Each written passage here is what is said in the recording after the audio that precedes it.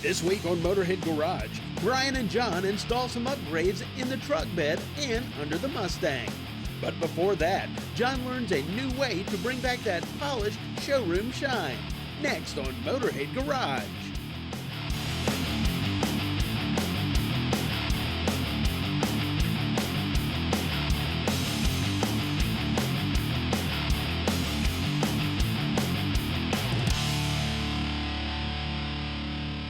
Welcome to Motorhead Garage, presented by Dustless Blasting. Now, this week we're lucky. This we have in the shop Scott Vestal's really cool drag radial Mustang. And the reason we have it in the shop is because we're looking at a pretty important component of both the front and rear suspension, but concentrating on the rear this week. Those are the rod ends. These are the pieces that really control the articulation of the rear suspension. We have Mr. Rod End himself here. This is Bob Douglas, president of Rod End Supply.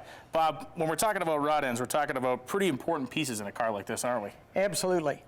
They keep the rear end definitely under the race car. The rod ends are always an important part of the suspension. Rod ends need to be replaced from time to time because they do get loose. If they get too loose, what happens is that the body actually breaks and the ball will come out.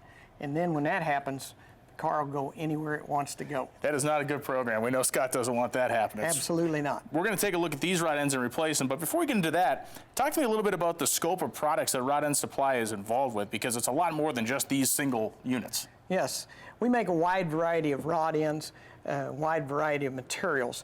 What this part is actually is a 1/2 inch by 3/4 rod end, and we make those. We also make a 3/4 by 3/4. Like I said, we make a lot of different sizes. We're going to replace these, what they call a 3-piece rod end, with our injection molded race nylon fiber rod end. These rod ends, they're made, the body is made in one piece.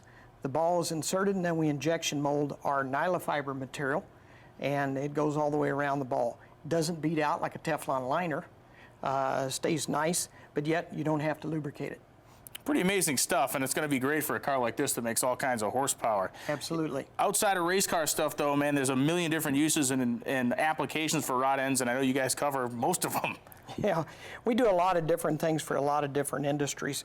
We get into aerospace components from time to time. This happens to go on one of the rocket ships from SpaceX. We get into shock parts, which we do a lot of different varieties of parts for shocks. We do weld-in bungs to help make suspension parts.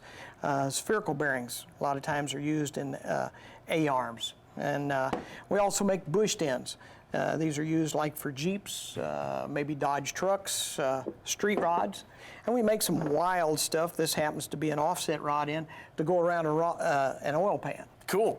What we're going to do here is we're going to remove these old rod ends out of the lower control arm from Scott's car. We're going to measure them up, and we're going to reinstall them. Well, Bob, we got this upper control arm in here now. We got our bolt started, so why don't we get on to cranking that baby tight. Yep, I got the nuts started. All right. Okay. All right, go ahead, do your thing.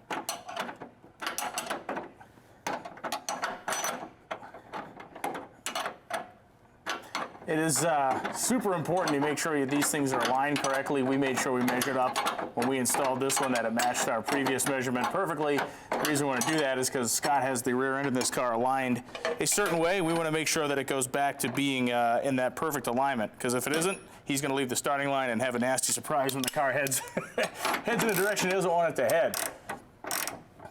You know, other than drag racing and other motorsports, the circle track guys use rod ends and everything. I think even the pulling tractor guys use this stuff, right? Monster trucks. Just about anything that's competitive uses rod ends, so to speak. If someone wants to learn more about your company, how to order products, where can they get a hold of you? Well, you can get on the web, www.rodendsupply.com, and pull up our catalog. If you've got any questions, we've got an 800 number. Just give us a call. You know, we're talking about working with just this control arm, up to the 2 control arms on this side of the rear end, but when we look around just the rear axle alone, there's about a dozen rod ends in just the rear end on this car.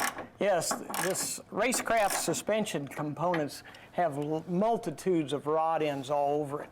And that, of course, is for the adjustability to be able to make sure that the car tracks straight going down the racetrack, and it gives it a lot of freedom of movement. So we have our nice lower control arm here, obviously a little bit longer than the upper. I'll hand that to you. That way I can pass this bolt through. So why don't we start that? And when we last took that off, it was in that second top adjustment hole. Notice all the different adjustment holes here in these brackets. The one benefit you have with the 4-link style suspension is that it's super tunable. Scott has all these different options to change basically the geometry of the rear end, so when he's leaving the starting line, the car is acting the way he wants it to going down the racetrack. Because this is a radial car, very narrow tire and a lot of horsepower, it's very vital that you get the geometry correct to make the car come off the starting line the way you want it. All right, let's make sure we get the spacers in the front. All right, so we got our upper control arm here. We're going to slide that up. Bob, why don't you come in with your bolt? I'm going to catch in this bushing here. All right, go ahead. All right, looking good. We're through there.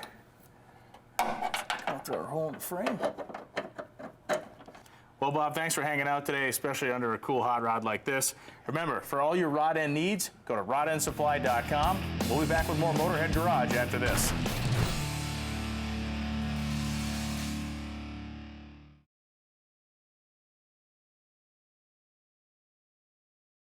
This edition of Motorhead Garage, presented by Dustless Blasting, is being brought to you by Magic Creeper, ready, rain or shine.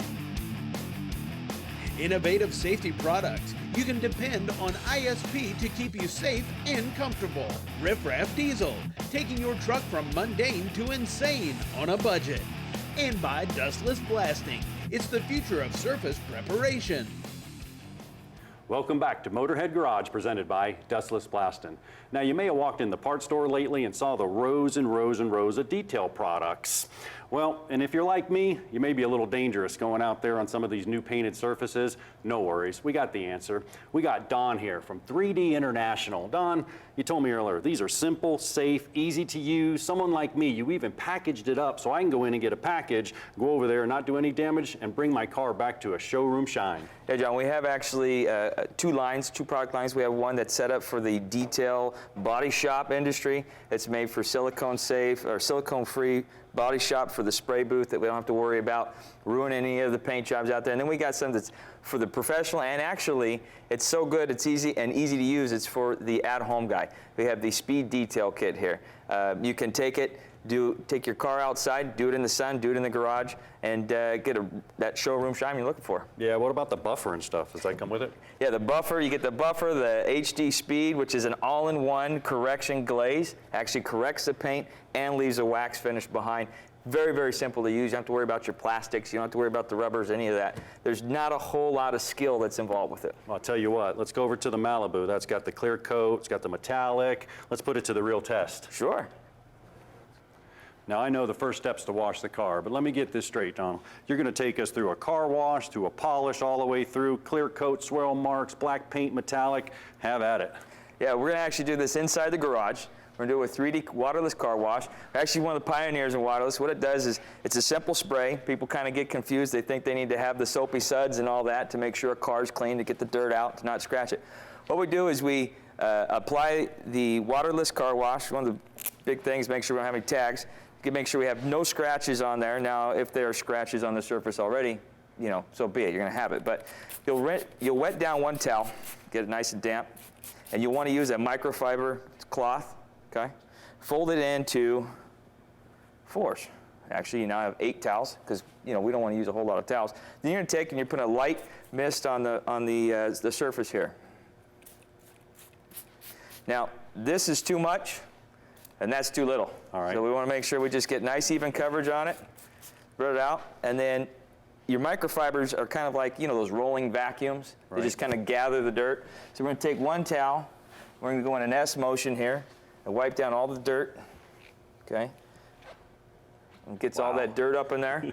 And then you'll just take and buff it out with your second towel. Now, obviously, if you have more dirt in there, you want to just go back over it one quick time. Okay, now we've taken and we've really prepped the surface to get the polishing out. There's a couple steps you could do in between if you wanted to, like clay it if it really needed it, but this car doesn't need it. So we'll go ahead and we'll go ahead and buff out all these scratches and get this shine right back, and we'll do that in one step. Perfect.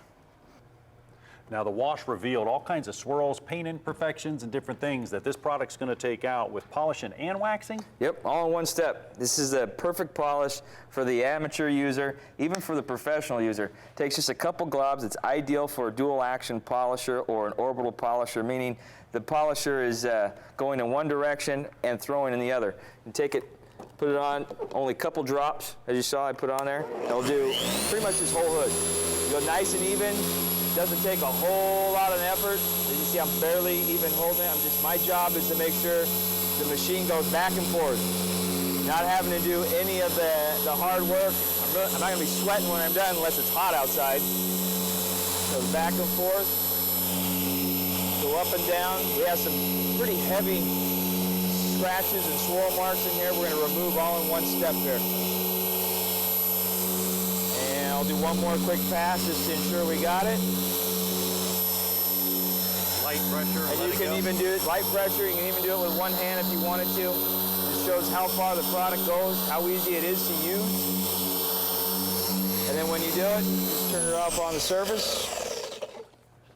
Nothing to it. Nothing to it. I really like the directions as well. It tells you right there on there, everything, the pad to use, the RPM to use, and you got the QRC label too. You can shoot that, tell you right there.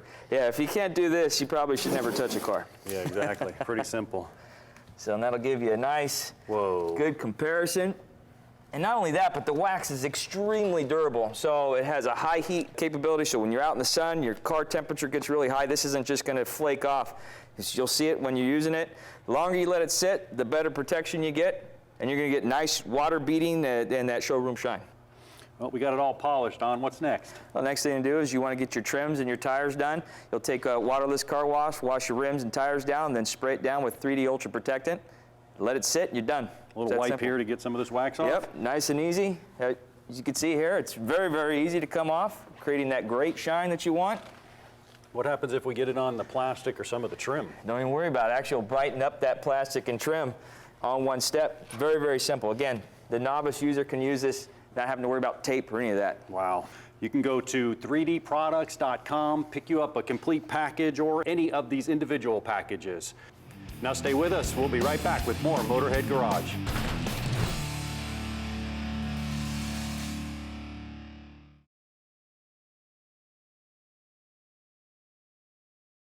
Motorhead Garage, presented by Dustless Blasting, coming to you from Borla Commerce Park.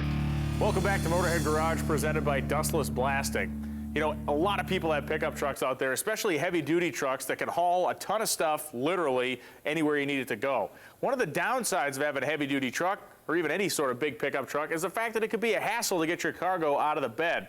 Well, there's a new solution for that, and it's called CargoGlide. We're actually installing one here in this 1-ton Ram dually, a perfect candidate for a system like this because of the fact that this truck gets worked every day, and this system is very stout, very robust, and able to handle anything that gets thrown at it. John, you've been up there working on this thing and getting the install started. Tell me about CargoGlide, man. I'll tell you, Brian, it was really, really simple. Instructions step by step. There's some videos online.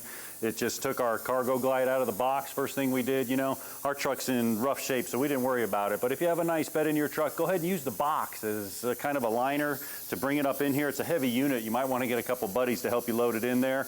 Pretty simple. We brought it in. We made a measurement from the front, about 1 inch to the front of the cab here.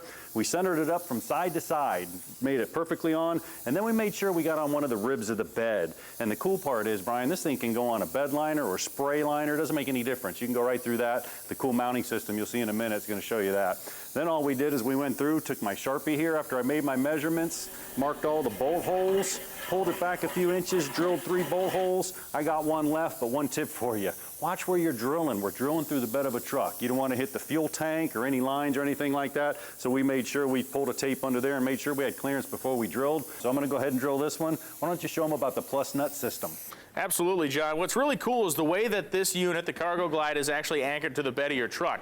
2 pieces of hardware are provided. One is this installation tool right here. What you have is a long bolt, this nut right here, and you have what's called a plus nut.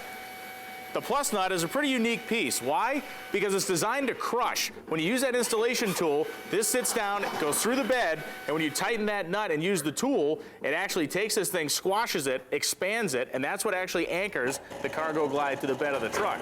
This thing's heavy-duty steel. It has a 3/4 inch plywood deck on it. It is really heavy, but you also need to anchor it down if you're going to be putting a couple thousand pounds worth of stuff on here, and the fact that you can use the entire length of your bed. This thing will slide the entire length of your bed. You got to make sure it's anchored because you're going to have a lot of tongue weight when this thing's all the way out on end. Perfect opportunity to look at the CargoGlide bearings right here. This is what supports the weight as it goes back and forth. You also have thrust capability, so if the truck's on an unlevel surface, this is going to help it roll back and forth. Now it's time to put our locking nut system in. Just slip it right into the hole. Make sure it's on a level surface. Later you want to put the bolts in. You don't want to cross thread them. And then we're going to get down here. I'm using the impact. You can use a wrench and just put it in.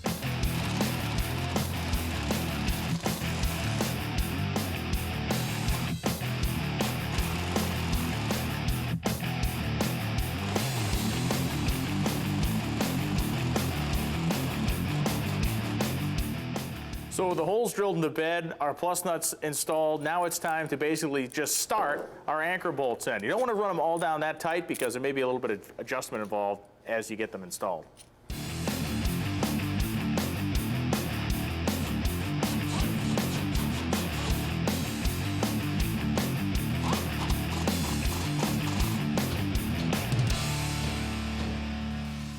Well, I got it all tightened up. Look at the fitment's absolutely perfect. Brian, see if this thing can haul me out of it. Here, let's give it a test. And you're heavier than you look, so this is actually a pretty good test here, man. Cool thing about this, you have a locking position every 12 inches, so now it's up to me where I decide to park it. And you know what? I like it right there. That was a smooth ride. You take me back in and out again? No chance. I'll tell you what, you have these side options right here, which are really nice because you may have some big loads. You can bolt them right on, simple. And then you have these tie downs. These tie downs are adjustable down the side. This is an awesome product. You can get this at CargoGlide.com. Well, Brian, this was a good job. Well, stay tuned. We got more Motorhead Garage coming up right after this.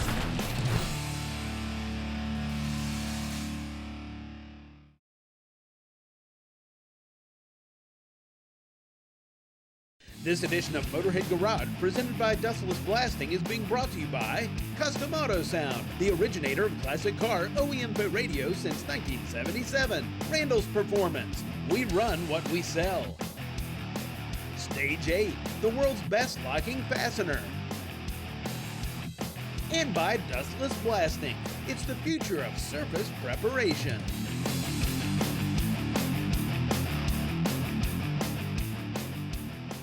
Now, if you have a Power Stroke Ford pickup truck and you want to prevent any wheel bearing problems, Riffraff Diesel Performance has the product for you. Now, before you get into any wheel bearings, you can jack it up safely and check it. Just pull your wheel back and forth and see if there's any play, or you can go down the road and listen for noise. Quick tip, change road surfaces. If the noise changes, it's probably wheels. If it doesn't, it's a bearing. Now, Brian, this is an awesome product to help stop any problems. Yeah, Riffraff Diesel Performance really did a nice job here. This is their front ABS greasable block-off fitting, and basically what they've figured out is a way for you to be able to grease the front wheel bearings on your 1999 to 2004 F250 or F350 truck that is equipped with a Dana 50 or Dana 60 axle. John, normally when you have a wheel bearing issue or a noise, you have to replace them because they're sealed. You can't get in there. But this, they found an innovative way to fix that. Definitely. It's very expensive to replace one of them. And this is simple. You can see right here it's a hole. All you need to do is just go down, jack up the truck safely, take an air gun, blow away any dirt or debris, remove the bolt, take the bolt out, remove the ABS sensor, and then you put this in its place. Put the bolt back down, torque it to specifications, and then you can go ahead and grease it. You can do the same thing on the other side. When you're done, simply just remove it, replace the ABS sensor, and that bearing's packed with grease, and it's good to go. You can learn more about this product at riffraffdiesel.com. You know, one of the great things about modern technology is the fact you can get pretty much every piece of music ever made on a device just like this. But how do you incorporate something this cool into something this cool, this classic Ford Thunderbird? John, I think you got the answer to that. Yeah, we do. Custom Autosound has a slide bar radio that incorporates this neat slide bar. If you look at it right now, looks just like a regular old classic radio. But if I reach down with the little slide there, drops down, you got an LCD display with 7 different color changes. Phenomenal. Really is neat. You know, we've been to Custom Autosound's shop, we've seen them at the SEMA show, and the reality is, the cool thing about this radio goes a little bit even beyond the technology. It's the fact that you get all that stuff wrapped in a package that can fit in the factory dash of your car. If you're restoring something or you want to bring something back to factory level, you don't want to cut it up. These are designed to fit right in the factory hole. And they have so many makes and models and options that'll go in. This is actually a Chevy Bel Air for 1955, so I'm sure they have one for you. This thing has 300 watts of power. It's got the USB plug here. It's got the whole wire harness, everything you need, all the technology built right into it. And you know what I like, Brian? It's got the Bluetooth capability. That's awesome, because I was driving over here in one of them Chevy Lynx with all the fancy stuff on there and just a couple buttons, my kid Bluetooth right to the radio. This is all built into this package. I think I finally found a car I can put my kids in. So all you need to do to learn more is to go to custom-autosound.com, get all the information on the products, and find the application that fits your hot rod today. Now, I ride an Iron Horse chopper, rigid frame with an S&S motor. Technically, that makes me an expert when it comes to bolts and things coming loose. We have with us Robert from Stage 8 Fasteners. You got a solution for anything that's going to come loose. You know, that's right. We've been doing this for over 30 years now. And if it's a threaded joint and you can get a bolt or a wrench there, we can keep it tight forever. So you're probably familiar with our header bolts. This is one of the first bolts we came out with. We put a groove on the top of the bolt here. The bolt goes in and gets torqued to spec. The locking retainer works just like a box wrench. It goes over the head of the bolt, right up against the tube of the header, preventing that bolt from rotating. And then you just throw an E-clip in it to keep that down. Our philosophy is if you can prevent the first degree of counter rotation, you can keep that bolt tight. 5 degrees of counter rotation actually costs you 50% of your clamp value. That's right. So we've gone from there to nuts for turbos. The difference with the turbo system is we actually use all stainless steel parts because of the heat. That's right, they're going to get hot. They get very hot. And you know, some guys will try and use a header kit on a turbo and then call us and the retainers will melt. Yeah, don't do that. Then this is a collector kit. We add one extra piece of hardware. This is a threaded tab. It goes on the back of the collector bolt. It'll flip around and hit the tube on the back, so you only have to wrench one side, which is kind of nice. So just tighten it to the specified torque. Put your locking retainers on it. When you put the locking retainer on the front, it can't rotate because it hits the tube. And once it's assembled, you'll see that the backside can only tighten itself. Okay? So it's a pretty nice system. On the drawing board, a couple of cool things. Right. We've got a locking system for a Heim joint. Currently, it just uses a jam nut, but we'll be able to mechanically lock this nut to the joint. And we've got a 14-bolt corporate rear end full floating axle system coming out soon. Perfect. Well, all these, you can find them on stage8.com. Go get you some of these locking parts. You won't have anything coming loose. We're out of time for today. So thanks for watching Motorhead Garage, and we'll see you next week.